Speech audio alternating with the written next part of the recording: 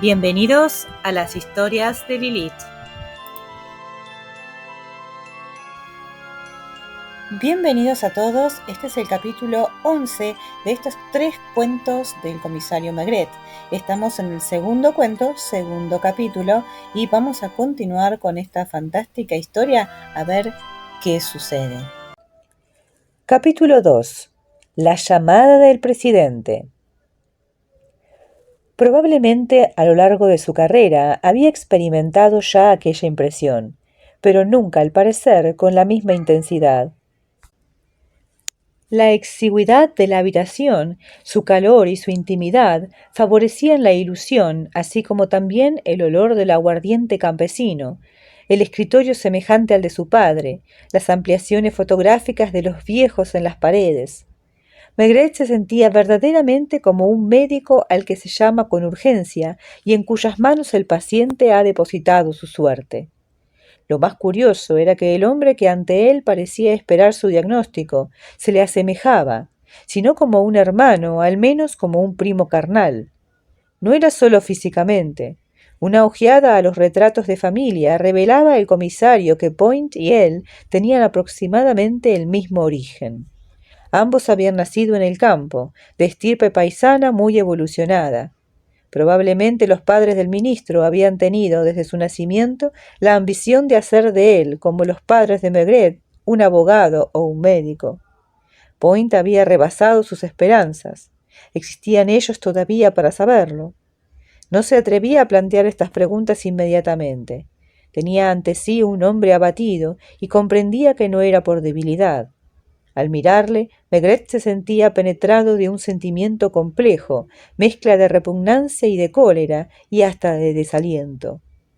Durante su vida, sólo una vez se había encontrado en semejante situación, aunque menos dramática, y procedía también de un asunto político. No había obrado por partidismo, sino exactamente como debía hacerlo, no sólo como hombre honrado, sino como funcionario que cumple estrictamente su deber. No por eso había dejado de perder la razón a los ojos de todos o de casi todos. Había tenido que comparecer ante un consejo de disciplina, y como todo estaba contra él, el consejo se había visto obligado a desautorizarlo. Había sido por aquella época cuando abandonara momentáneamente la PJ, y se había visto desterrado durante un año en la brigada móvil de Luzón, precisamente en Lavandin, en el departamento que Point representaba en la Cámara. Como su mujer y sus amigos le repetían constantemente, él tenía la conciencia tranquila, y sin embargo le sucedía que sin apenas darse cuenta tomaba actitudes de culpable. Durante los últimos días de su estancia en la PJ, por ejemplo, mientras su caso se discutía en las alturas, no se atrevía ya a dar órdenes a sus subordinados, ni siquiera a un Lucas o a un Jambier, y cuando bajaba por la escalera principal procuraba arrimarse a las paredes. Point no era ya capaz de pensar lúcidamente en su propio caso. Acababa de decir todo lo que tenía que decir. Durante las últimas horas se había comportado como un hombre que se hunde y que no espera ya más que un socorro milagroso. No era raro que el llamado fuese Maigret, a quien no conocía, a quien no había visto jamás. Sin darse cuenta de ello, Maigret ahora le cogía una mano, y sus preguntas se parecían a las del médico que intenta establecer un diagnóstico. ¿Se aseguró usted de la identidad de Pickelman? Mandé a mi secretaria que telefonease a la Escuela de Caminos y Puentes, y le confirmaron que Jules Pickelman trabajaba allí desde hace 15 años en calidad de bedel. No es extraño que no haya entregado el documento al director de la escuela, en lugar de venir a traerlo personalmente al despacho de usted. No lo sé, no lo había pensado. ¿No parece indicar esto que se dio cuenta de su importancia? Así lo creo, sí. En resumen, que desde que el informe Calame ha sido hallado, Pickelman y usted son los únicos que han tenido la oportunidad de leerlo. Sin contar con la o las personas que actualmente lo tienen entre las manos. Dejemos esto a un lado por el momento. Si no me equivoco, solo una persona fuera de Pickelman ha sabido, a partir del martes a la 1, que usted estaba en posesión del documento. ¿Quiere usted decir el presidente del Consejo? Point dirigió a Maigret una mirada de asombro. El actual jefe de gobierno, Oscar Malterre, era un hombre de 65 años que, pasados los 40, había formado parte de casi todos los gabinetes. Su padre era ya prefecto, uno de sus hermanos diputado y otro gobernador en las colonias. Espero que no supondrá... No supongo nada, señor ministro. Intento comprender. El informe Calame se encontraba ayer noche en este despacho. Esta tarde ya no estaba. ¿Está usted seguro de que no han forzado la cerradura? Usted mismo puede comprobarlo. No hay huella alguna en la madera ni en el cobre de la cerradura.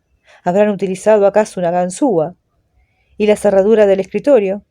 Véala, es muy sencilla. A veces he podido abrirla con un trozo de alambre por haber olvidado la llave.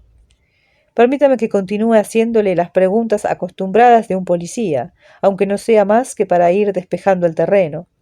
¿Quién, además de usted, posee una llave del piso? Mi mujer, por supuesto. Usted me ha dicho que no está al corriente de lo del informe Calame, ¿no es así? No le he hablado de él. Ignora incluso que yo haya venido por aquí ayer y hoy. ¿Sigue su mujer la política de cerca? Lee los periódicos y se mantiene al corriente lo necesario para poder hablar conmigo de mi trabajo. Cuando se me propuso presentar mi candidatura, trató de disuadirme. Tampoco quería que fuese ministro. Carece de ambición. Es originaria de la Roche-sur-Yon. Su padre era allí el procurador. Volvamos a las llaves. ¿Hay alguien más que tenga una? Mi secretaria, Mademoiselle Blanche.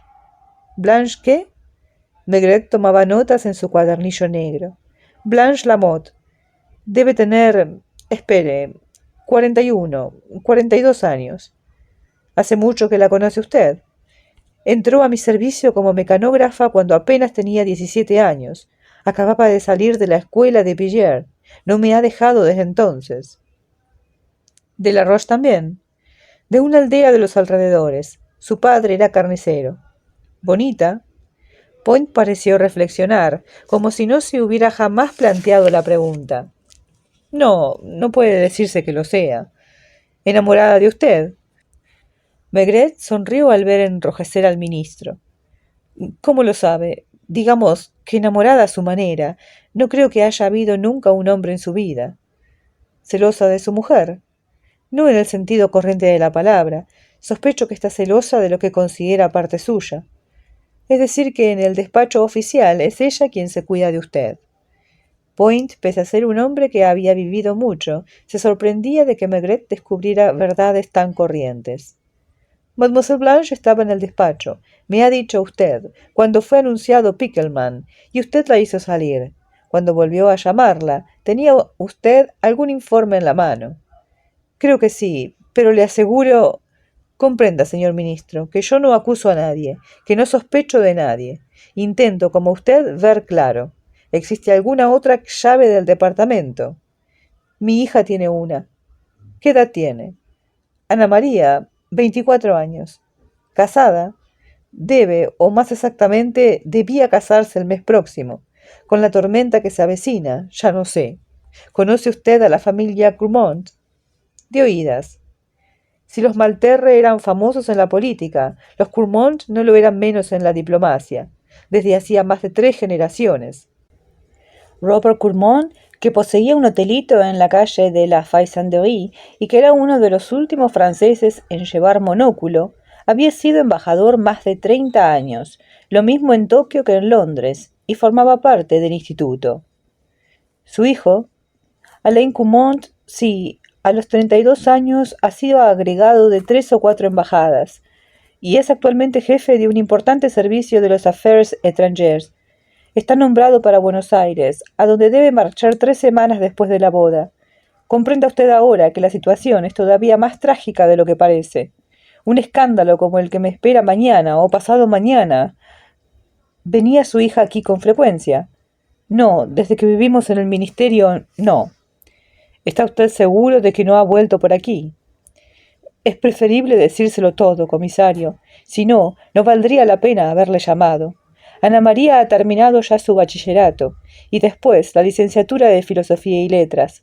No es precisamente una empollona, pero tampoco una muchacha como las de nuestra época.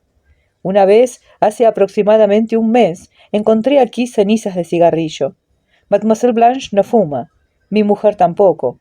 Pregunté a Ana María y me confesó que a veces venía con Alain. No intenté saber más. Recuerdo las palabras que me dijo, sin sonrojarse, mirándome de frente. Hay que ser realista, papá. Tengo 24 años y él 32. ¿Tiene usted hijos, Maigret? El comisario sacudió la cabeza. Supongo que hoy no habría cenizas de cigarrillo. No. Desde que no hacía otra cosa que responder a las preguntas, Point parecía ya menos abatido, como un enfermo que responde al médico sabiendo que éste terminará por darle un remedio. Quizá Maigret se demoraba a propósito en este asunto de las llaves. Nadie más. Mi jefe de despacho. ¿Quién es? Jacques Fleury. Hace mucho tiempo que le conoce usted. Estudiamos juntos en el liceo y luego en la universidad. ¿También vendiano? No, él es de Niort, no muy lejos, aproximadamente de mi edad. ¿Abogado? Jamás estuvo inscrito en el colegio. ¿Por qué? Era un muchacho extraño. Sus padres tenían dinero. De joven no tenía la menor gana de trabajar con regularidad. Cada 6 meses se apasionaba por algo nuevo. Durante algún tiempo, por ejemplo, se le metió en la cabeza explorar el negocio de la pesca, y tuvo varios barcos. También estuvo metido en una empresa colonial, que fracasó. Luego le perdí la pista. Cuando me eligieron diputado, lo volví a ver de vez en cuando por París. Arruinado, por completo, pero siempre bien vestido. Jamás ha dejado de aparentar ni de ser inmensamente simpático. Es el prototipo del fracasado simpático. ¿Le ha pedido algún favor? Más o menos, ningún importante. Poco antes de que me nombrasen ministro, quiso la casualidad que lo encontrase con más frecuencia, y cuando necesité de una persona de confianza, estaba disponible. Point frunció sus gruesas cejas. A propósito de esto, necesito explicarle algo. Probablemente usted no se da cuenta de lo que supone convertirse en ministro de un día para otro. Póngase en mi caso. Soy abogado. Un simple abogado de provincia, ciertamente, pero no por eso carezco de conocimientos de derecho. Ahora bien, fui nombrado para obras públicas. Sin transición, sin aprendizaje, me convertí en jefe de un ministerio donde pululan altos funcionarios competentes e incluso gentes tan ilustres como el difunto Calame. Obré como los demás. Tomé una actitud resuelta. Hice como si entendiese de todo. Pero no por eso dejaba de advertir a mi alrededor la ironía o la hostilidad. Era consciente también de una serie de intrigas de las cuales no comprendía nada.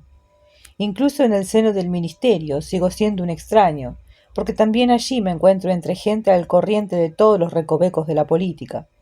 Tener cerca de mí a un hombre como Fleury, ante quien pudiera sincerarme. Le comprendo. Cuando usted lo eligió para jefe de su despacho, ¿tenía ya Fleury relaciones políticas? Solo las contraídas en los bares y restaurantes. ¿Casado? Lo estuvo. Debe estarlo todavía, porque no creo que se haya divorciado, y tiene 2 niños con su mujer. No viven ya juntos. Por lo menos, él tiene otro piso en París, o tal vez 2, porque tiene la virtud de complicarse la existencia. ¿Está usted seguro de que ignora que usted estuviese en posesión del informe Calame? No ha visto siquiera a Pickelman en el ministerio. Y yo no le hablé de nada. ¿Qué clase de relaciones existen entre Fleur y Mademoiselle Blanche? Aparentemente cordiales. En el fondo, Mademoiselle Blanche no puede tolerarle, porque es burguesa hasta los tuétanos, y la vida sentimental de Fleur le choca y la exaspera. Como usted ve, no llegamos a nada. ¿Está usted seguro de que su mujer ignora su presencia aquí? Esta tarde advirtió que yo andaba preocupado. Quería que aprovechase el no tener nada importante que hacer y me metiese en la cama. Le hablé de una reunión. ¿Le ha creído? No lo sé. ¿Tiene usted la costumbre de mentirle? No. Era cerca de medianoche. Fue el ministro quien esta vez llenó las copas sin pie.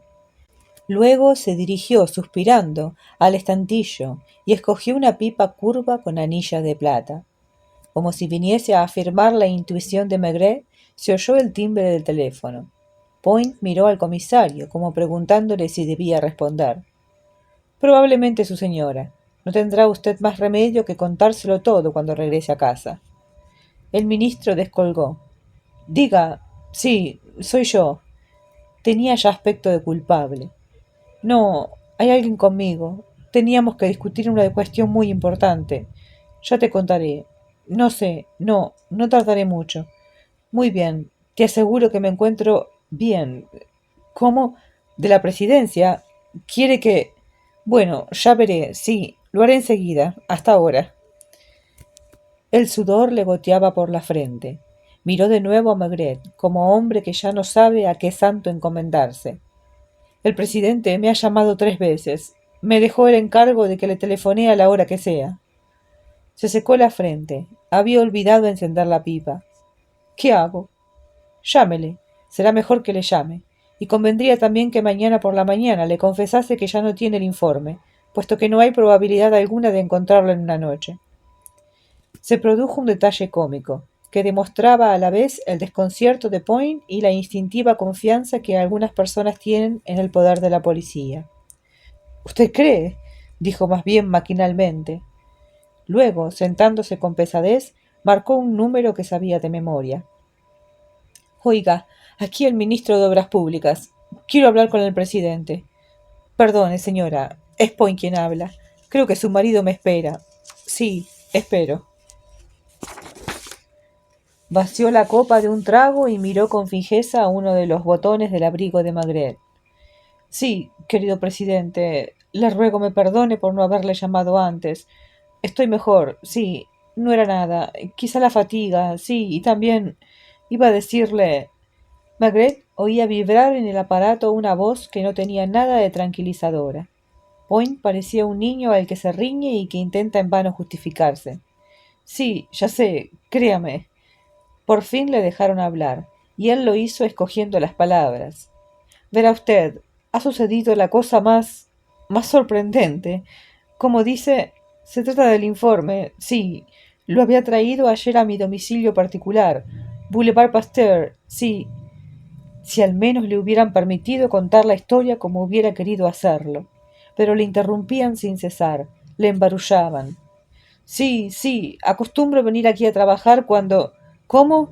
Estoy aquí en este momento. Sí. No, mi mujer lo ignora. De lo contrario, me hubiera transmitido su mensaje. No tengo ya el informe Calame. Es lo que trato de decirle desde el principio. Lo había dejado aquí, lo creía más seguro que en el ministerio, y cuando vine a buscarlo esta tarde, después de nuestra entrevista, Maigret volvió la cabeza al ver que una lágrima de nerviosismo o de humillación brotaba de los gruesos párpados. Me tomé cierto tiempo para buscar. No, por supuesto que no lo hice. Con la mano puesta en el micro, susurró a Maigret. Me pregunta si he avisado a la policía. Ahora escuchaba resignado, murmurando a veces. Sí, sí, comprendo. Su rostro chorreaba sudor, y Maigret estuvo tentado de abrir la ventana. Le juro, querido presidente. La lámpara del techo no estaba encendida. Los 2 hombres y el rincón del escritorio estaban solamente alumbrados por una lámpara de pantalla verde que dejaba en la penumbra el resto de la pieza. De vez en cuando se oía la bocina de un taxi en medio de la niebla del Boulevard Pasteur, y con menos frecuencia aún el silbido de un tren. La fotografía del padre colgada en la pared correspondía a un hombre aproximadamente de 65 años, que debía haber sido hecha hacía unos 10 años, a juzgar por la edad de Point. La fotografía de la madre, por su parte, era la de una mujer de 30 años escasos, con traje y peinado de principios de siglo, de lo cual Maigret concluyó que Mademoiselle Point, como su propia madre, debía de haber muerto cuando su hijo era todavía de corta edad. Existían 2 posibilidades de las que no había hablado aún el ministro, y a las que inconscientemente daba vueltas en su cabeza. A causa de la llamada telefónica de la que era auditor accidental, pensaba en Malterre, el presidente del Consejo, que era a la vez ministro del Interior y que por esta razón tenía gran influencia en la Sûreté Nacional. Suponiendo que Malterre hubiese barruntado la visita de Pickelman al Boulevard Saint-Germain y que hubiera hecho vigilar a Auguste Point, o incluso que después de la entrevista que había tenido con él, podía imaginarse todo, tanto que el ministro hubiera querido ocuparse del documento para destruirlo, como para conservarlo entre sus manos como un triunfo. La expresión periodística corriente aplicada a estos casos era exacta. El informe Calame era una verdadera bomba que daba al que lo poseía posibilidades insospechadas. Sí, querido presidente, nada de policía, se lo repito. El otro debía de atosigarle con preguntas que le hacían perder pie. Su mirada pedía a Maigret socorro, pero no había socorro posible. Se daba ya por vencido. La persona que está en mi despacho no se encuentra aquí a título de... Era, sin embargo, un hombre fuerte, moral y físicamente. También Maigret se consideraba fuerte, y sin embargo, también él había flaqueado antaño al ser cogido en otro engranaje, aunque menos poderoso que éste. Lo que más le humillara, lo recordaba y lo recordaría toda su vida. Era la impresión de hacer frente a una fuerza sin nombre, sin rostro, imposible de definir. Y también que aquella fuerza era para todo el mundo la fuerza con mayúscula, el derecho. Point se agarraba a un clavo ardiente. Es el comisario Maigret. Le pedí que viniera a verme a título privado. Estoy seguro de que él... Le interrumpían. El micro vibraba. Ninguna pista. No, nadie. No, mi mujer no sabe absolutamente nada. Ni mi secretaria tampoco. Le juro, señor presidente. Olvidando el querido presidente tradicional, se empequeñecía.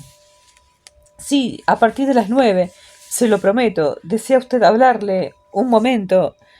Avergonzado miró a Maigret. El presidente desea... El comisario cogió el aparato. Le escucho, señor presidente. Acabo de enterarme de que mi colega de Obras Públicas ha puesto a usted al corriente del incidente. Sí, señor presidente. Inútil repetirle que el asunto debe permanecer en el más riguroso secreto. No se trata de llevar a cabo una investigación regular. A la Sûreté Nacional tampoco se le comunicará. Comprendido, señor presidente. Quede claro que si personalmente y sin ninguna intervención oficial, sin que parezca que se ocupa usted de ello, descubre lo que sea a propósito del informe Calame, usted me... Se calló. No quería mezclarse personalmente en el asunto. Advertirá de ello a mi colega Point. Sí, señor presidente. Eso es todo. Maigret quiso tender el receptor al ministro, pero al otro lado del hilo habían colgado ya. Le ruego me perdone, Maigret. Me acorraló hasta obligarme a hablar con usted. Dicen que antes de intervenir en política era un famoso criminalista, y lo creo sin dificultad. Me violenta haberle colocado a usted en una situación. ¿Va usted a verle mañana por la mañana? Sí, a las 9. No quiere que los demás miembros del gobierno estén al corriente. Lo que más le inquieta es que Pickelman hable o haya ya hablado, puesto que es el único, aparte de nosotros tres, en saber que el documento ha sido encontrado. Trataré de averiguar qué clase de hombre es. Sin darse a conocer, ¿eh? Solamente le advierto, con toda honradez, que no tengo más remedio que hablar del asunto a mi jefe. No voy a entrar en detalles, ni hablaré, pues, del informe Calame. Sin embargo, es necesario que sepa que trabajo para usted. Si no se tratase más que de mí, podría ocuparme en el asunto durante las horas libres. Pero como probablemente necesitaré a alguno de mis colaboradores, se enterarán. No sabrán nada del informe, se lo prometo. Yo estaba dispuesto a presentar mi dimisión, pero él se me anticipó al decirme que ni siquiera le quedaba el recurso de apartarme del gobierno, porque sería, si no descubrir la verdad, al menos hacerla sospechar por los que han seguido los últimos acontecimientos políticos. A partir de este momento, soy la oveja negra, y mis colegas... ¿Tiene usted la certeza de que el documento que ha tenido en sus manos era realmente una copia del informe Calame? Point, sorprendido, levantó la cabeza. ¿Cree que podía ser una falsificación? No creo nada. Continúo examinando todas las hipótesis. Al presentar a usted un ejemplar del informe Calame, verdadero o falso, y haciéndolo desaparecer en el acto, quedan automáticamente desacreditados usted y todo el gobierno, porque se les acusará de haberlo hecho desaparecer. En tal caso, empezará a decirse desde mañana. No es necesario que sea con tanta rapidez. Me gustaría saber dónde y en qué circunstancias ha sido hallado el informe. ¿Cree que conseguirá averiguarlo sin despertar sospechas? Lo intentaré. Supongo, señor ministro, que me ha dicho usted todo. Si me tomo la libertad de insistir, es porque en las circunstancias actuales es muy importante que, ya lo sé, un simple detalle que no he mencionado hasta aquí. Le he hablado al principio de Athernicode. Cuando le conocí, no recuerdo en qué comida. Yo no era más que un simple diputado, y no se me pasaba por la cabeza que un día me iba a encontrar al frente de las obras públicas. Sabía que se trataba de uno de los miembros de la firma Nicode y Sauvagrain, los empresarios de la Avenida de la République. Arthur Nicode no se comportaba como hombre de negocios, sino más bien como hombre de mundo.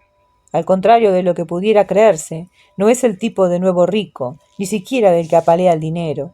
Es culto, sabe vivir. En París frecuenta los mejores restaurantes, rodeado siempre de mujeres bonitas, sobre todo actrices y estrellas de cine. Creo que todo lo que significa algo en el mundo de las letras, de las artes y de la política ha sido invitado por lo menos una vez a sus dominios de Samoa. Allí he encontrado a un buen número de mis colegas de la Cámara, de directores de periódicos y de científicos, gente toda cuya integridad estoy dispuesto a garantizar.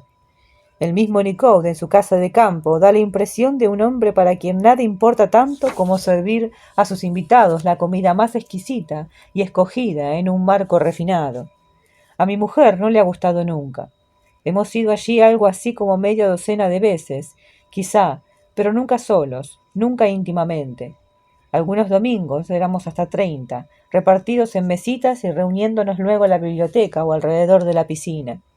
Lo que no le he dicho aún es que una vez, hace 2 años, si no me equivoco, sí, hace 2 años, mi hija recibió por Navidad una pequeña estilográfica de oro grabada con sus iniciales, acompañada de una tarjeta de Arthur Nicode. Estuve a punto de hacerle devolver el regalo.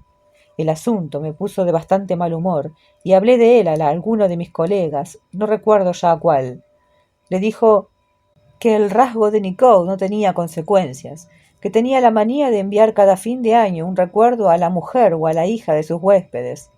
Aquel año eran estilográficas, que debía haber encargado por docenas. Otro habían sido polveras, de oro también, porque parece ser que tiene la pasión del oro. Mi hija ha conservado la estilográfica, creo que todavía la usa.